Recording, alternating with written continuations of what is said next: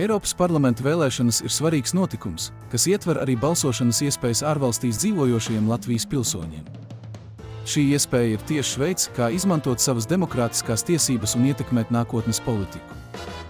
Centrālā vēlēšana komisija, CVK, ir izveidojusi īpašu pastu balsošanas iespēju, kas nodrošina ārvalstu uzturēšanās gadījumā iespēju balsot ērtā un pieejamā veidā. Lai izmantotu šo iespēju, Latvijas pilsoņiem ārvalstīs jāpiesakās pasta balsošanai, izmantojot valsts pārvaldes pakalpojumu portālu un bezmaksas elektronisko pakalpojumu vēlētāju datu pārvaldību. Pieteikšanās periods ir no 4. maija līdz 31. maijam. Pēc veiksmīgas pieslēgšanās šajā portālā vēlētājs var lejupielādēt balsošanas materiālus un izdarīt savu izvēli, pēc tam nosūtot balsošanas materiālus uz Rīgas iecirkņu komisiju, kas veic balsošanu pa pastu.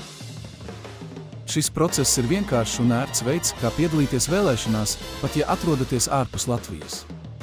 Katra balss ir svarīga un veido kopīgo viedokli par Eiropas nākotni. Tāpēc nekavējiet, izmantojiet savas tiesības un nodrošiniet, ka jūsu balss tiek dzirdēta un ņemta vērā. Mani sauc Mārtiņš Ate un esmu deputāta kandidāts no Tauta Zeme valstiskums saraksta numur 13 Eiropas parlamenta vēlēšanās. Mūsu balsis ir svarīgas.